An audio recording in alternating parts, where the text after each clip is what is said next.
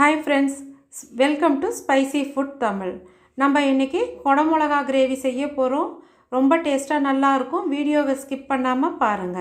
இந்த வீடியோ பிடிச்சிருந்தா ஒரு லைக் பண்ணிடுங்க. இப்போதான் நம்ம சேனலுக்கு ஃபர்ஸ்ட் டைம்னா Subscribe பண்ணிக்கோங்க.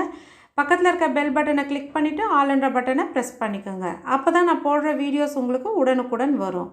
இப்போ கிரேவிக்கு நம்ம வேர்க்கடலையை வறுத்து எடுத்துக்கலாம். 2 கொடமிளகா எடுத்துக்கலாம். கடாய் வச்சிட்டோம். கடாயில எண்ணெய் சேர்த்துட்டோம். எண்ணெய் காஞ்சிச்சு பட்டை லவங்கம் சேர்த்துடலாம். வெங்காயம் சேர்த்து நல்லா வதக்கிடலாம். 1 ஸ்பூன் கல் உப்பு சேர்த்துடுங்க.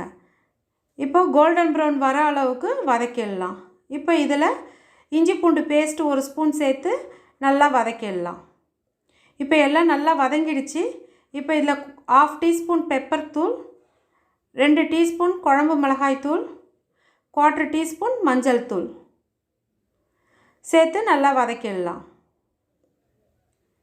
இப்போ எல்லாம் நல்லா வதங்கிடுச்சு. இதில் ஒரு தக்காளியை சேர்த்துடலாம். தக்காளி நிறைய சேர்த்துட்டோம்னா கிரேவி புளிப்பு டேஸ்ட்டு கொடுத்துடும். அதனால் ஒரு தக்காளி சேர்த்துக்கிட்டோம்னா போதும். இப்போது கொடமிளகாவை அரிஞ்சு சேர்த்துடலாம். இப்போ எல்லாத்தையும் நல்லா சேர்த்து வதக்கிடலாம்.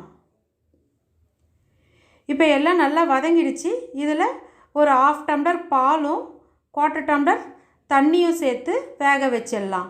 5 நிமிஷம் தட்டு போட்டு மூடி வேக வச்சிடலாம். இப்போ எல்லாம் நல்லா வெந்துடுச்சு. இப்போ இந்த தண்ணி சுண்ட வச்சு எடுத்துக்கலாம். இப்போ தண்ணியும் நல்லா சுண்டிடுச்சு நம்மளுக்கு. இதில் கொத்தமல்லியை சேர்த்து வதக்கிடலாம். இப்போ எல்லாம் நல்லா வதக்கிட்டோம். இப்போ இதில் வேர்க்கடலையை பொடி செஞ்சு நம்ம தூவிடலாம். 2 கைப்பிடி அளவுக்கு வேர்க்கடலையை தூவிடலாம் பொடி செஞ்சு. இப்போ இதெல்லாம் நல்லா கலந்து செவக்க விட்டு நிறுத்திடலாம். ஒரு 5 நிமிஷம் சிம்மில் வச்சு செவக்க வச்சிடலாம். இப்போ நம்மளுக்கு நல்லா செவந்து வந்துடுச்சு. இப்போ நம்மளுக்கு கிரேவி ரெடி ஆகிடுச்சு. நம்ம நிறுத்திடலாம்.